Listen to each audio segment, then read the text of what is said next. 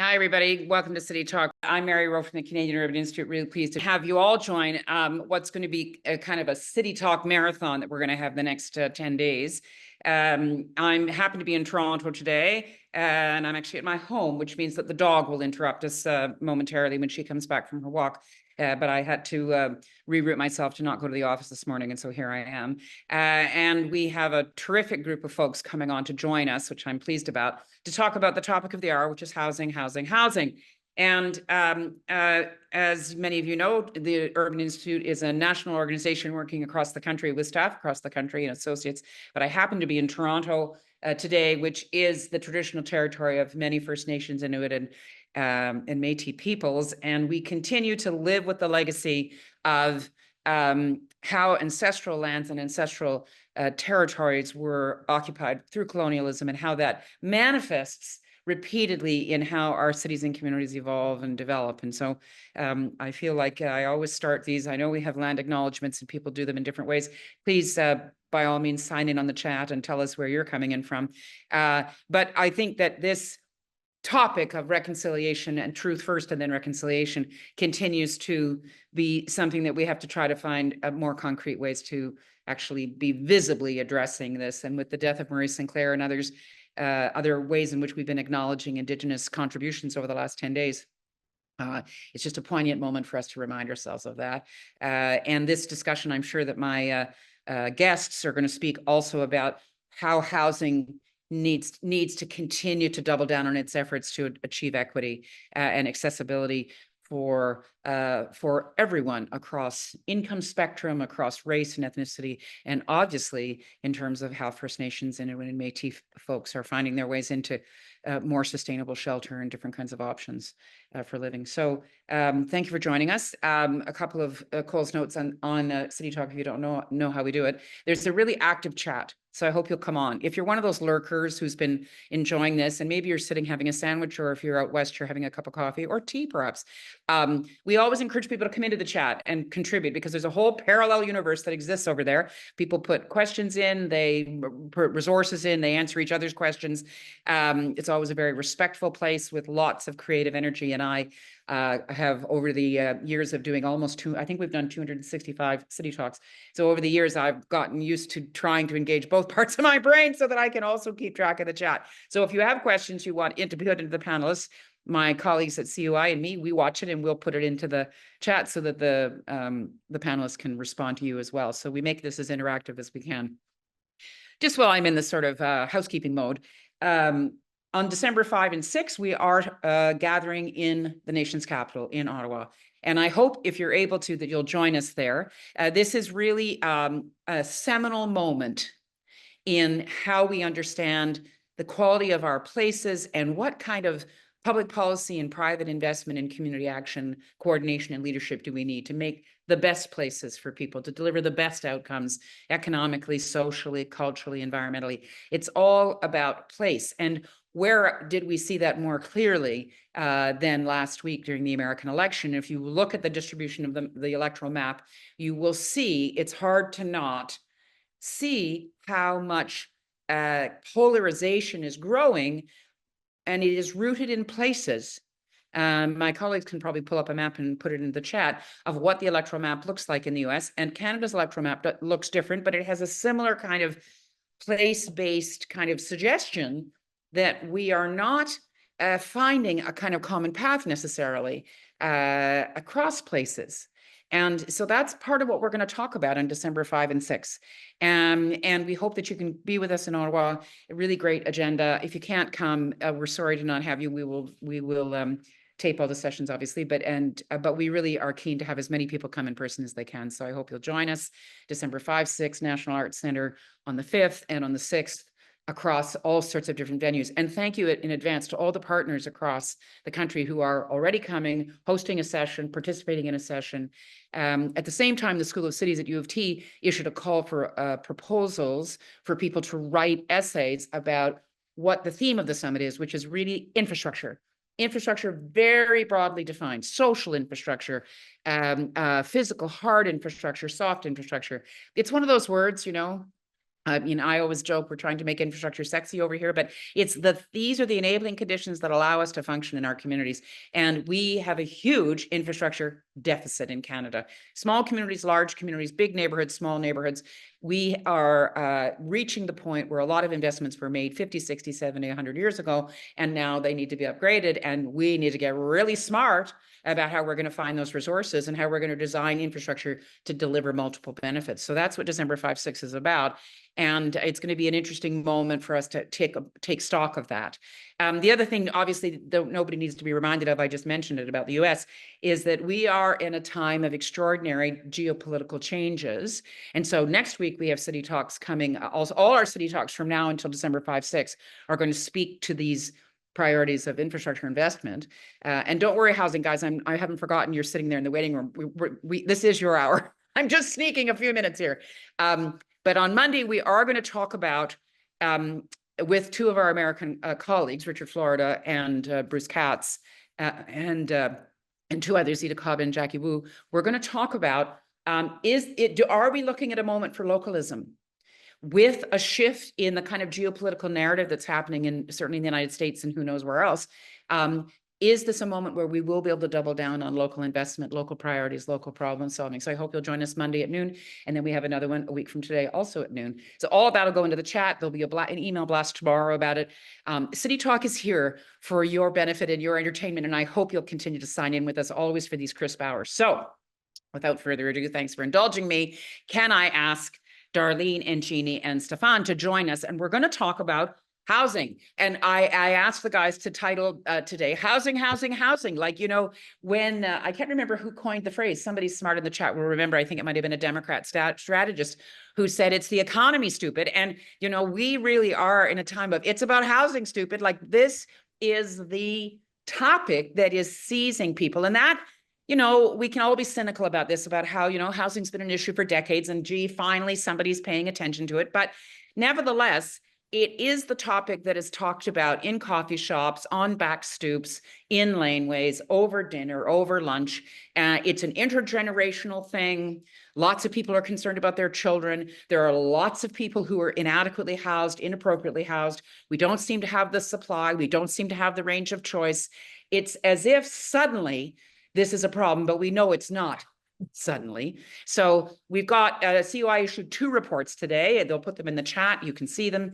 We're really trying to flag that there have to be multiple solutions, multiple paths to address the crisis we're in. And that's why we are really pleased to have Jeannie, Darlene, and Stefan join us. So I'm going to start with you, Stefan, because you are part of an institution that is really looking at a kind of systemic change. And then I'm going to go to Jeannie and Darlene to talk about their specific experiences and what they're seeing as promising things.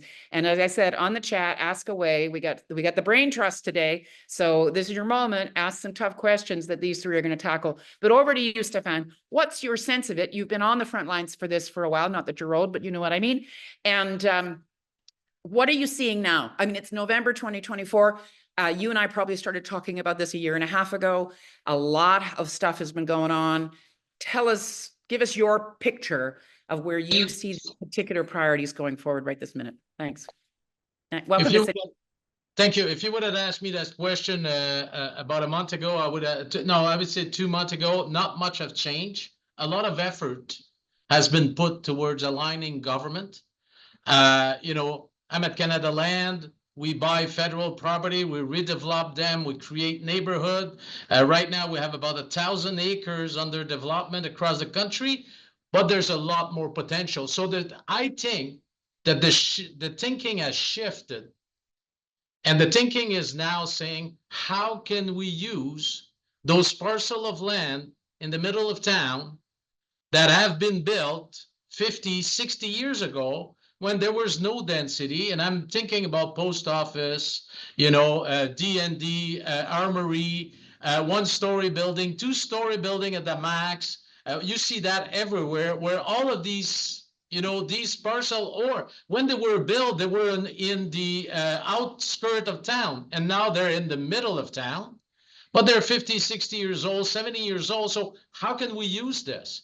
And you saw that the shift in thinking, even in the federal government, 10 years ago, federal government were declaring federal property surplus, if they were strategic, it would come to us.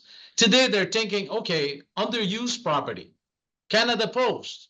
They're thinking, what else could be right in the town of Toronto or any a smaller city also, and that could be used to build housing on top. You know, CMHC said we need 3.5 million more homes between 2021 and 2031 if we want to alleviate a little bit the housing crisis, and if we want to see the affordability come back. And when, sorry if I'm saying that, but when they talk about affordability, they don't say affordability house will decrease in price. They will just stabilize in price. But if we want to see not an increase, so that's, we're building approximately 230,000 homes a year in Canada.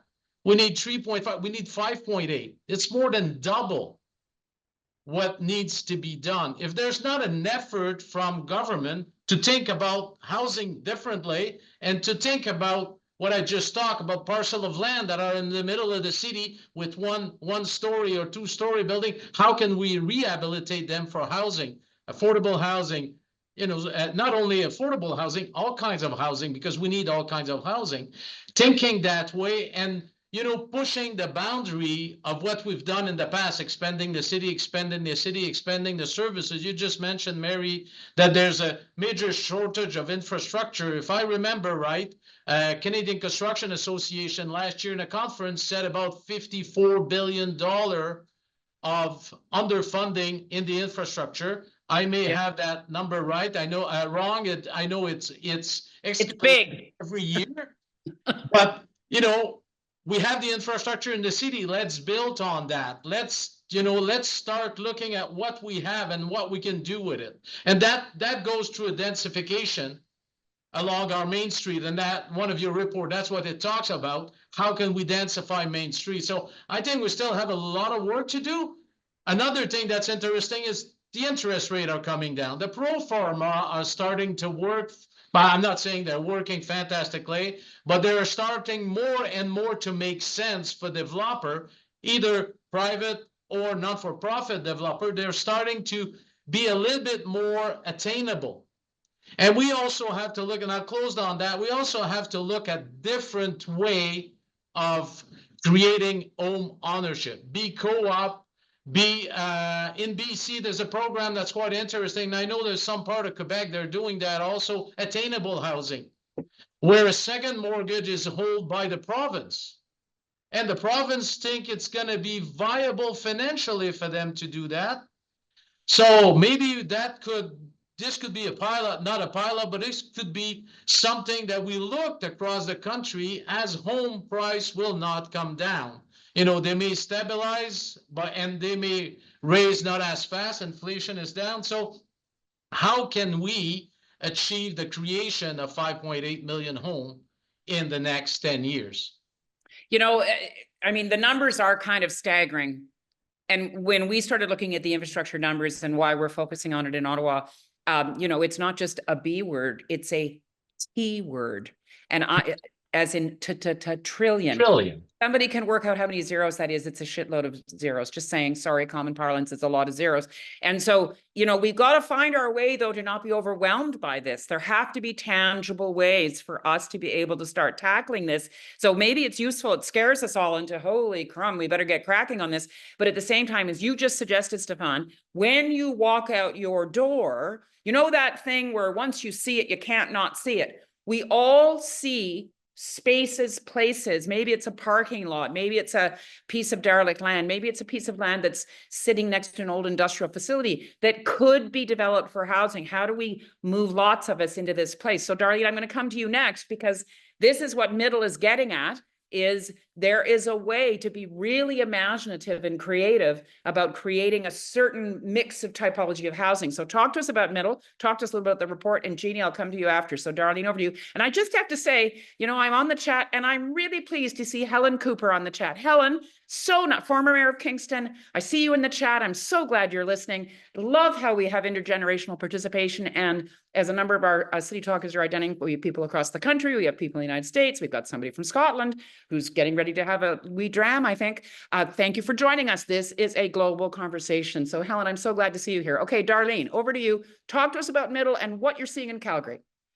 Yeah, for sure. Thanks so much for having me here today. Yeah, lots of things happening in the Calgary market and frankly in cities across Canada, as you all know. Federal, provincial, municipal government are aligned for the first time in delivering housing. And so in Calgary, my partner Al Zavani and I recently started a company. It's called Middle. We started in earnest, I want to say around March 2023. That's 20, oh my gosh, what year is it? 2024. And we were kicked off by being a part of the CMHC's Housing Supply Challenge. So we're a finalist. Right. We're one of 9 different finalists that are supporting innovative solutions in delivering middle housing. And so some of the things that we're doing as an organization is we're focusing on really putting people and community at the center of building missing middle housing. And what I mean by that is really what we've recognized over our years of land development experience is that, the opportunity for middle housing really lies with the homeowner first and foremost. The people who have the opportunity to build are the people who have historically purchased properties. They have little mortgages or they've paid off their mortgages.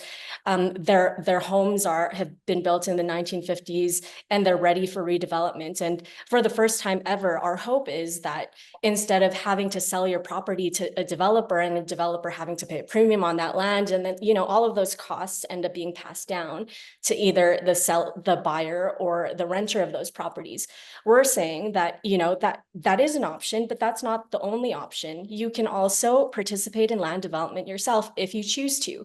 And it's kind of exciting with lots of different government policies that are coming online that are supporting these types of initiatives. So firstly, many of you probably know about the CMHC MLI Select program, which provides favorable financing terms for people developing 5 or plus units.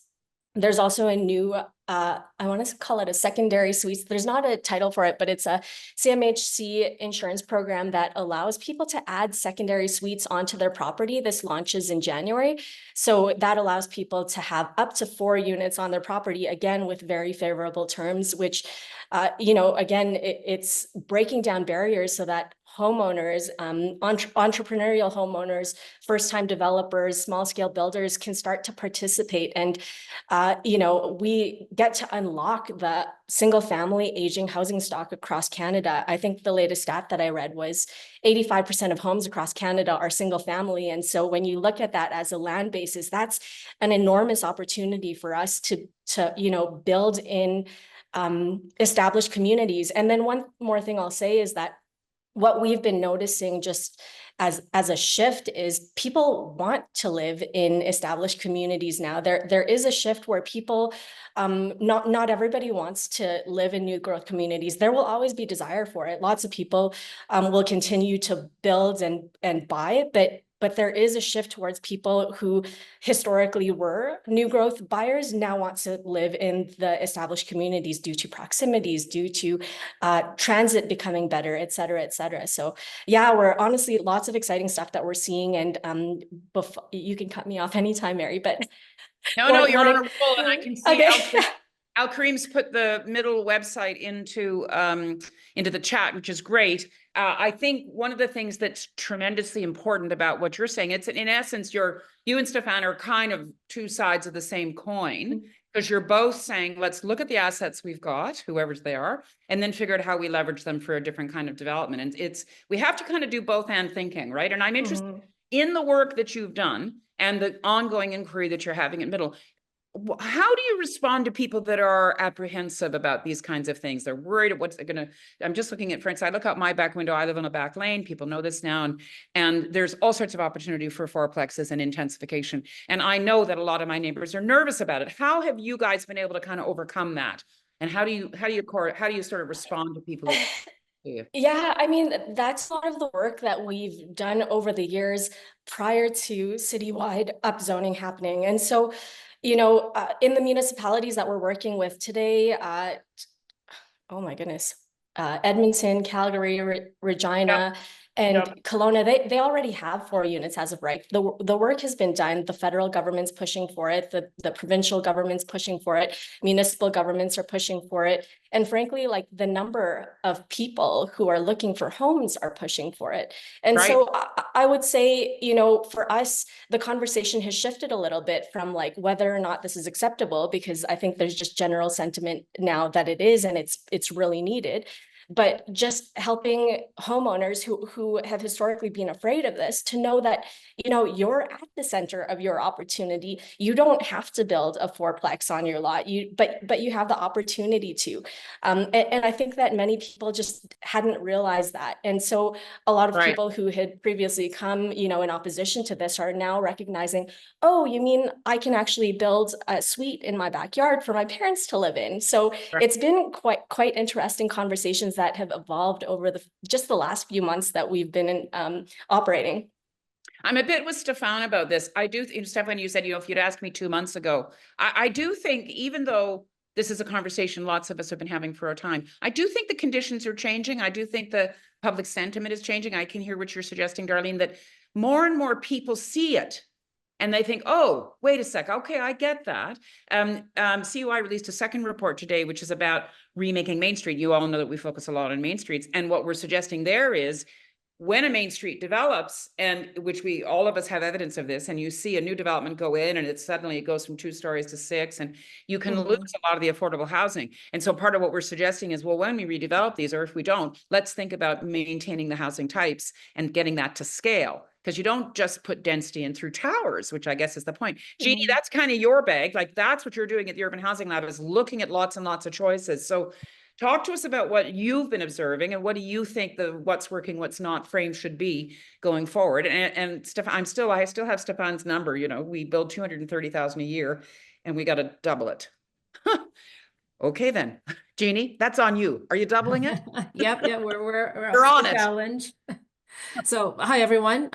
Thank you for the opportunity to be part of this panel. It's kind of interesting hearing Darlene and Stefan, because I think we land in the middle. So I come from, my perspective is a practitioner. I've been working over 30 years in real estate development, kind of enlarging the Greater Toronto, Hamilton, Southern Ontario area. And my pivot over the last few years towards becoming a developer myself and setting up as a nonprofit affordable rental housing developer, because building affordable housing, whether you're building affordable housing or for-profit condos, 95% of it's the same. It's actually more difficult to do affordable housing because you don't have as much ease of access to funding and all those other financial resources. So really it's, so I kind of come to this from that perspective of really knowing on the ground what it takes to get housing built, and specifically kind of medium and high density type of housing, and now applying that knowledge with my team at Crosswalk Communities to figure out how do we apply that towards getting affordable rental housing built. So that's who we are. So I wear many hats. So I have the Housing Lab Toronto's my for-profit consulting firm, because I have to pay my bills, because these startups don't pay your bills, at least not yet. So so that's kind of so like I said, I'm sure you can look me up on LinkedIn, and so quite a bit of experience on the development side. So like I said, Crosswalk Communities, we set it up as a nonprofit 3 years ago. We're looking to do a pilot project next year. So we've been working the last 3 years and trying to figure out a new approach. The title of this session is Developing Innovative Approaches. So together with my team, we decided we wanted to focus on low income working Canadians. So these are people that the private sector who also build affordable housing, whether they're required to or for zoning or other purposes, they typically, nobody's really addressing the needs of these low-income working Canadians making less than $25 an hour. And they're the ones actually increasingly, in Toronto, the Daily Food Bank just put out their annual Who's Hungry report. 48 grand. These are people increasingly turning to food banks because 100% of their income is going towards housing. So that's the group that we decided as Crosswalk Communities that we want to focus on. Where small, medium, large, XL, we've come up with a scalable, replicable business model that can fit in the smallest communities that haven't seen housing built in decades to the large cities. And we set ourselves a challenge of how do we come up with a business model where we reduce our reliance on government funding. Because the reality is the government has a lot of competing priorities. We're an aging society. We have infrastructure issues. We've got healthcare issues. So, I've seen too many projects where the project is killed because the government funding didn't come through. We were not interested in joining that train, getting in line for that. Yeah. So we realize that there's a lot of potential financial resources outside of government, social impact investors, foundations, there's philanthropists, but right now there isn't a financial vehicle. So if you are a social impact investor, you're not going to write a check to the government, you're not going to write a check to CMHC, and you're probably not going to write a check to a private developer, even if they're going to be building some affordable housing. So we've come up with this innovative kind of financing and development platform, again, leveraging our knowledge of, we still have to play within the rules of the game of the system, where even as a nonprofit developer, when we go to the banks to borrow money, we're treated the same as a for-profit developer, but we got a lot more hoops. We don't have financial covenants. There's like a ton of things we don't have. So again, we've been working the last 3 years and coming up with this model. We're ready to launch. We're looking quite actively in several different sized communities in Southern Ontario, including some tiny ones as small as having 1,200 people officially as their population, but there's a need, and to kind of do a pilot project to really demonstrate. And it's interesting, this title is about developing innovative approaches. When I thought about this, there are a lot of innovative approaches and ideas out there. Darlene is just one of them, Stefan and what Canada Lands is trying to do. But what's really interesting is that kind of it's a lack of, or not enough courage to try and execute these new ideas. We keep being told, oh, it's too risky. Well, has anybody ever thought that if you don't do anything, that risk is even bigger? And we're seeing that just growing and growing and growing. So it's kind of interesting that, you have new players like Darlene, ourselves, Crosswalk Communities. We talk to CMHC and they look at our team. Each of us, there's 4 co-founders. We each have over 30 years experience. They're like, wow, that's great. But as a legal entity, Crosswalk Communities, we don't have 3 years of audited financial statements. We were incorporated 3 years as a nonprofit, but we've done nothing because we've been thinking and so it's kind of interesting, the systemic barriers that are out there. So and there is a chicken and egg thing, we all, immigrants talk about it all the time. Where's your Canadian experience? How do you get Canadian experience? Same thing. Where's your trustworthiness? Well, you haven't done a project yet. Can I get all 3 of you to turn your mics on? And then I'm going to ask Wendy to do a full screen so that we can see all of it at once. And I'm just going to heads up to people on the chat, as per usual, the COI chat is fascinating. Can I just ask all of you to make sure that you're sending your comments, not just to host and panelists, not that we're not thrilled to hear from you, we are, but I would love you to be sending messages to everyone. I'm going to demonstrate like this. And you'll see what I'm about to do. You're all going to see it come through. I'm going to write you a note that says to everyone, so that if you've gone and only done to hosts and panelists, go back and send it to everyone. So otherwise, not everybody benefits from what you're saying. So gang, again, if we could, for some reason, Stefan, the camera is glued on you, but I'd like it to be on all of us. So we have speaker view, or is that my setting? Could be. Either way, here's a question I've got about tolerance for risk, which is what Jeannie just got at. If we're going to scale this solution in a major way, if we're going to find a way to let more than 1,000 flowers bloom, in fact, I guess we got to do 500,000 flowers blooming, don't we have to try to get accelerated approaches to approvals on every level, financing, everything? And how do we insulate investors that are sensitive to risk? How do we match that gap? Maybe you start, Stefan. I don't know how you move Canada Lands to be a higher risk, have a higher risk tolerance. But I hear what Jeannie's saying is maybe we forget public funding. But you start first, Stefan, and then let's think about that, because I mean, we have part of what I'm hearing from you guys is everybody needs to get into the housing business, basically. Everybody.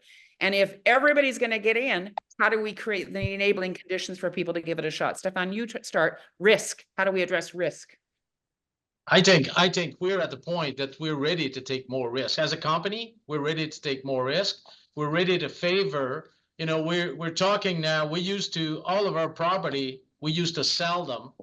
So big cash up front, so you can't leverage. Now we're looking at leasing them on the longer term. Obviously we invest money in those properties, so there'll be a rent, But we're looking on the longer term to avoid the high capital upfront that the company and non-for-profit has to put forward. We're looking also in getting into partnership. Now, assuming some of that risk to say, okay, we'll provide the land and the infrastructure that we have put on, and then we'll join in a joint venture in a partnership with a developer in order to help them to start building. The other thing that's helping is the interest rate are coming down. I'm thinking also from, if you were talking about city, and I really like what you said, Ginny, you're trying to start, but the government and their program are not really for you. You have to prove before, then you could do it for 3 years, and then they'll consider you. So it doesn't bring new players. It doesn't bring non-for-profit to start to help them to say, okay, yes, we have a few projects behind under our belt, and here's the proof, right? So you kind of have to be a for-profit before you're a non-for-profit in order to have something behind. So how can we help, and how can the government help? I think, you own a parcel of land, or you go into a joint venture with a non-for-profit and a parcel of land, and you sit on that parcel of land for 7 years to get your city approval. During that time, you're paying tax. During that time, you're spending money, and you get nowhere. And the bill keeps creeping. So at Well, some point, and sorry. I just want to say, Stefan, that it's not always, sometimes the owner of that land is choosing to do that. Oh, yes, absolutely. And I think that's a problem. We all saw the article in the Globe and Mail a few weeks ago about a particular city in the country where there is a developer sitting on land. And so I hear you about, you have to wait for approvals and there are various delays, but part of what we need to do is unjam all these impediments. Exactly. Right? We have to get faster at approval. Some city across the country are a lot faster, and Darlene is in Calgary, and Calgary is fairly fast for approval. They were also the first one to do conversion of building at larger scale, Yep. office to housing. That's another solution. Yep. And I think there are pockets of examples. I would encourage people to put them in the chat.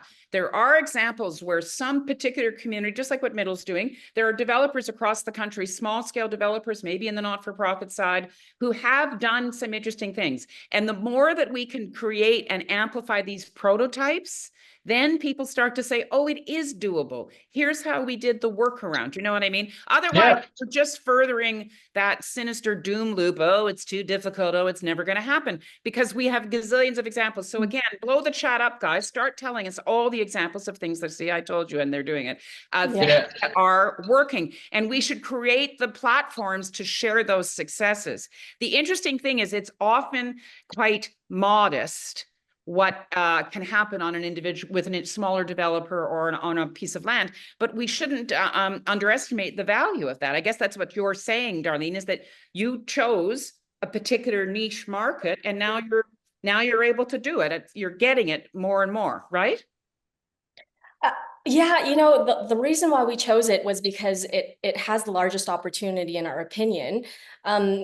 And the other reason why we did it was because we understood how complex and nuanced and unscalable it was. So that was really like our thesis, that we could make it more simple. We could make it so that my sister and husband, or my parents, who are unsophisticated homeowners, could pursue land development themselves if they wanted to.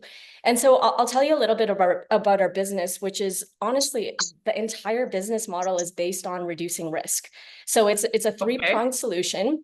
The first part is it's top down. We work with municipalities. So we work with municipalities to unlock their policies, and great that you have 4 units as of right, but do you have the conditions in your regulation that actually let people build 4 units? Because sometimes, parking becomes an impediment, like the height isn't conducive, et cetera, et cetera. And then once we create this conducive environment for policy, we then move on to what we call the fast track program. So here's where we work with local architects to develop a building permit ready design on standardized lot sizes. And for instance, in Kelowna, where we did this, they can apply for their building permit, and they'll get their building permit within 10 business days, which is incredible. Just fantastic. And so we're doing Yeah, so we're doing the same program in Calgary and in Edmonton as well. And in the future, we'll be opening this up so that different lot sizes, different lot conditions could accommodate different kinds of designs. So you're not just the same design across the city.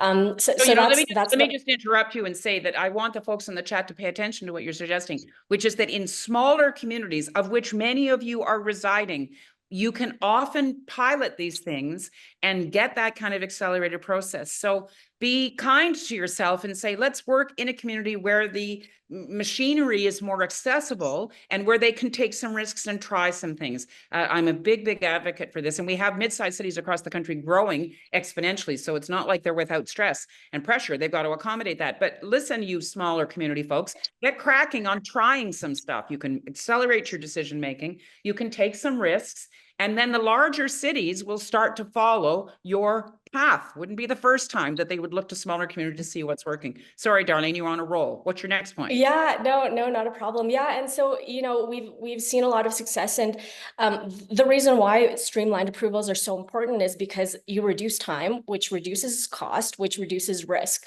So all of a sudden, somebody who's for the first time wanting to apply for something now has a guaranteed approval for their property, and that's like quite exciting for people. So again, this Exactly. is like the fast lane. This is like the express lane. Totally. Get the checkouts, right? Jeannie, we're getting a question in the chat, and which I think is a really important one. And we talk about this at COI all the time, that urbanism is for everyone.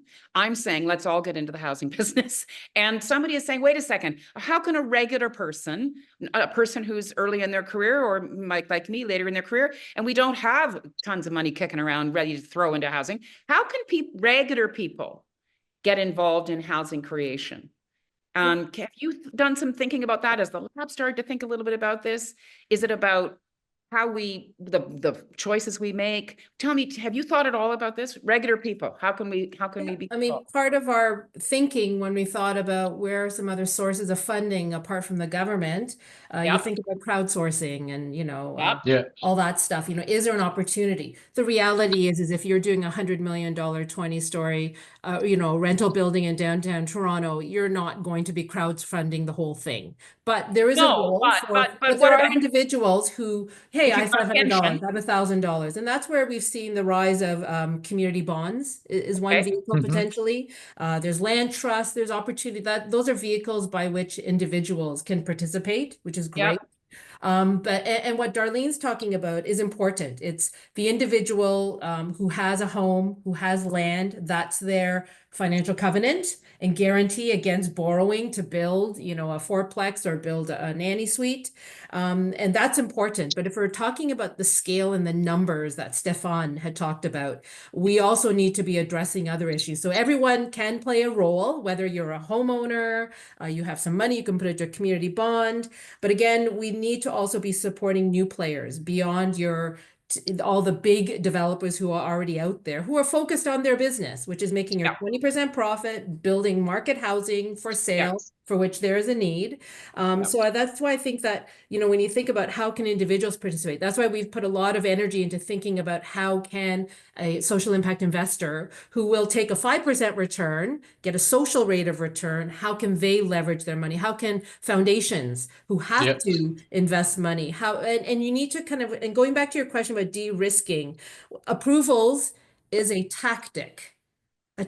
So that when you go to the banks to borrow the money for construction financing, you can say, yep, we've de-risked the project because the zoning's in place. We de-risked the project because we've done our environmentals. Those are all important tactics. But at the end of the day, Mary, the elephant in the room is still when you want to build housing at a larger scale, more than just the, I know, when you want to get the big elephant in the room is how do you access the money? I don't think there's not, like I said, there's not a lack of innovative ideas. And even there's money out there. There's billions. But it's a question of who has access to that money and what is their motivation. And I think the untapped opportunity is for nonprofit organizations, whether you're a nonprofit developer or even any other nonprofits.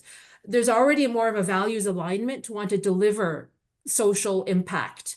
So we need to somehow build up that and support that nonprofit sector who is already disadvantaged banks to get financing for projects. And I hate to bring it all down to the financing, but that's a big No, element nobody talks about is yeah, no, I mean, I well, can make a pro forma that looks great. Yep, perfect. You have your Yeah. zoning, but the needle's going to scratch the record when it comes down to like even CMHC. Oh, great project. We love to lend you the 30 million. Where's your $30 million in financial guarantees? And oh, you don't have it corporately. You can give personal covenants. We're like, what personal covenants? exactly. So So let me get you midstream there and just say that I am interested, back to the regular person. Another way to do it, and we have some folks in the chat that are part of this, is for all of us to imagine different forms of living in housing.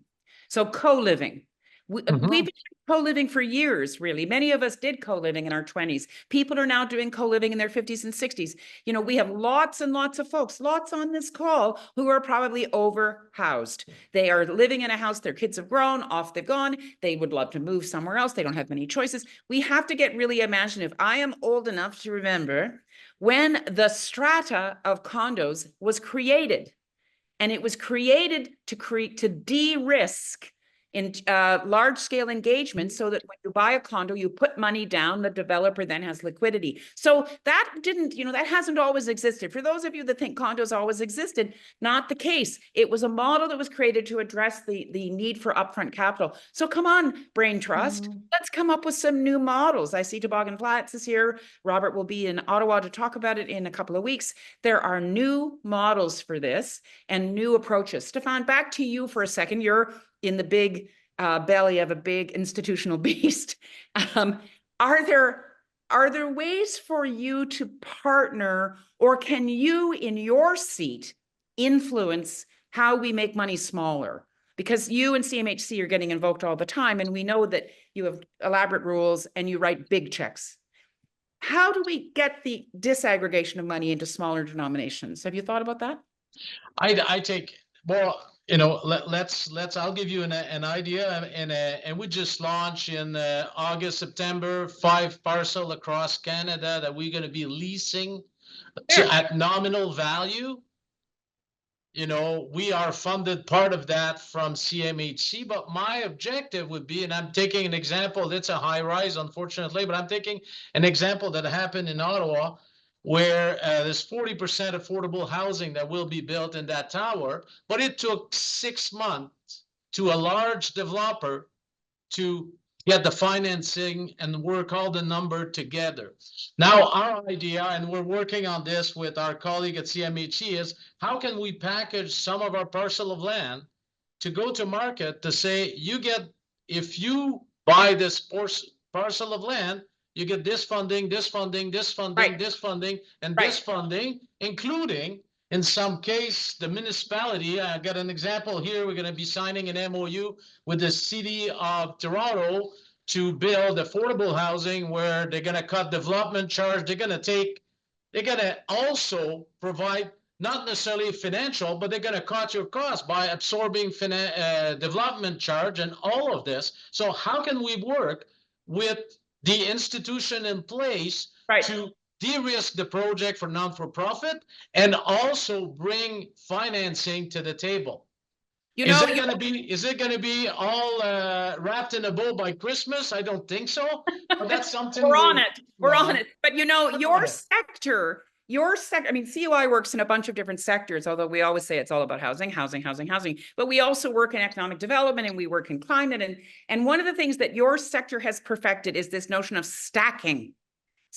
Yeah. And I think that we need to think about the layers. Part of our My Main Street work is creating these maps of layers. And that's what we need. We need capital stacks and access. And it makes the project more resilient, because if one stack evaporates, you got 4 other stacks to work with.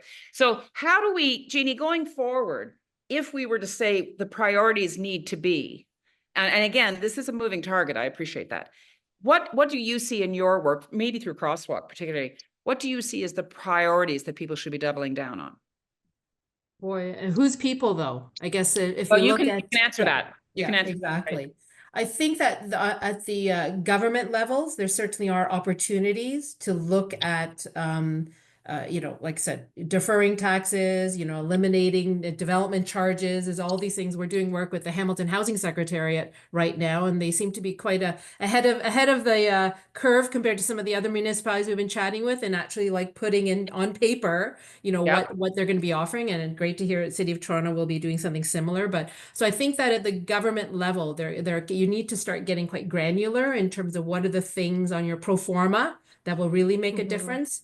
Are there things, is there a role for CMHC and governments to assist on the financial covenants and guarantees for nonprofits, for example, with certain, you know, there has to be certain standards and bars. And there's an example, this is how the UK built up their nonprofit sector to a point where they now build thousands of affordable rentals every year. They originally 20 years ago, they were a bunch of small nonprofit societies, incredibly inefficient, a lot of overhead costs to run hundreds of nonprofits. The government came out with a program where they incentivize these nonprofits to come together, become more efficient in their operating costs, and also the government stepped up with implicit financial guarantees so they can access money to actually get the wheels going. So I think What the were the government key can things? play a role as a catalyst. What were the key to- things the UK did, Jeannie? What did they do?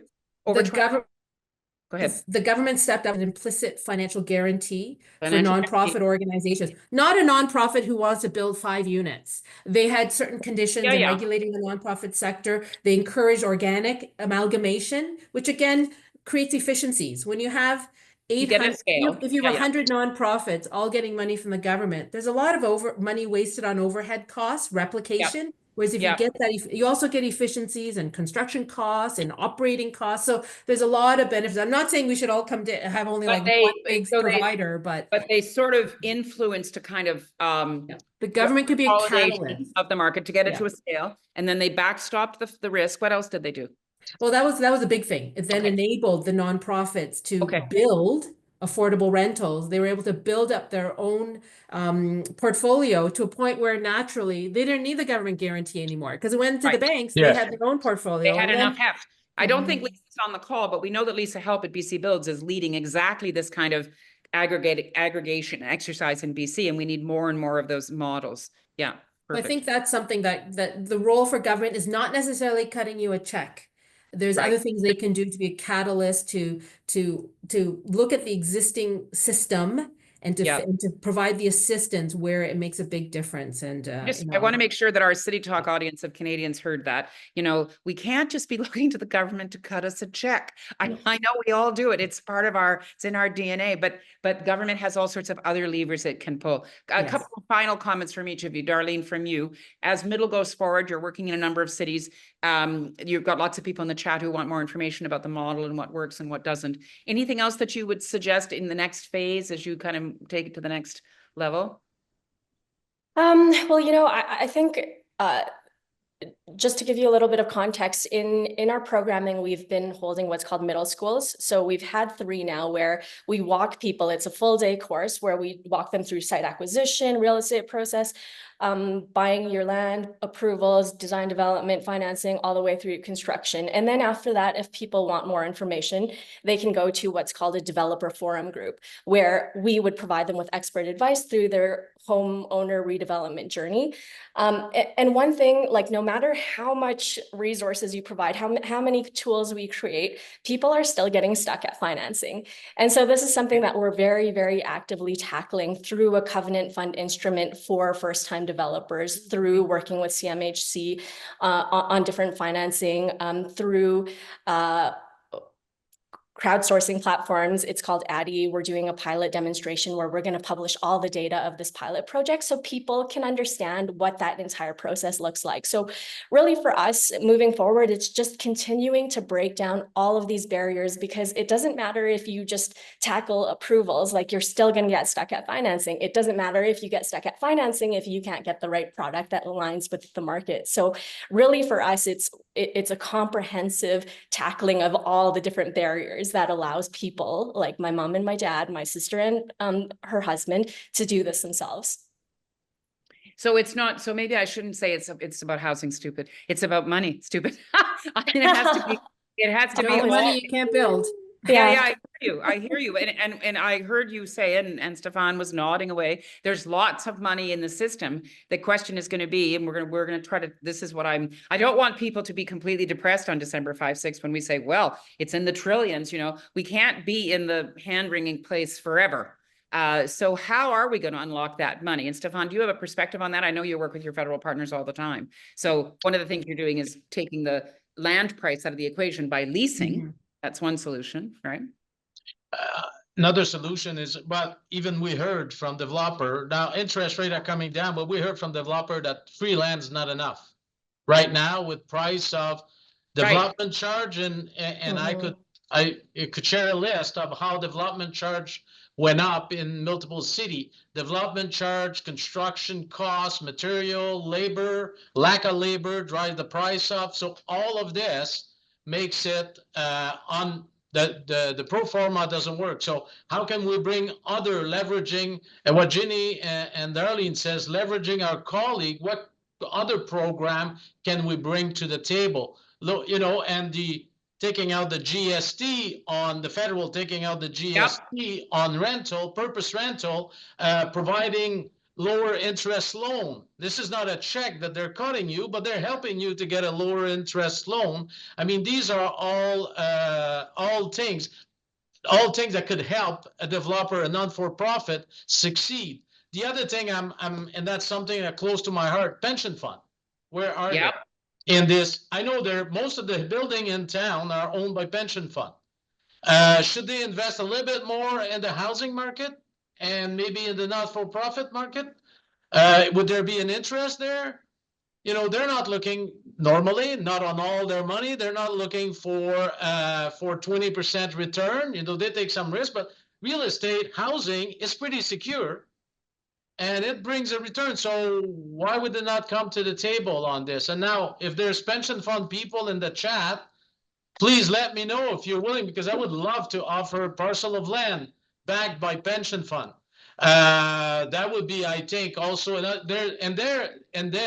is trillions of dollars that are ready to be invested. What's interesting, Stefan, we've spoken to some institutional investors is, they need an investment that's hundreds of millions. So when we go to them with a project saying, oh, it's a $30 million project, they're like, you're kind of too small for us. So yeah, there's that opportunity to go as a consortium. And the real question though is, will they take a 5% return? Will they take a 3 to 5% social rate of return? And I'm hoping like you that maybe on a portion of their investments, they're willing to take a lower rate of return. But yeah. And I'm hoping the same thing. And that's my next job is discussing with some of them to see if there's an openness to that. And we may have the large 100 million and $150 million potential investment in some of our project, or we lump them all together and we'll have 49,000 homes between now and 2030 on our existing land. That's a lot of money, so that could be a potential investment. And again, would they be open, as you say, to 5% return, right? Yeah, we'll be asking them.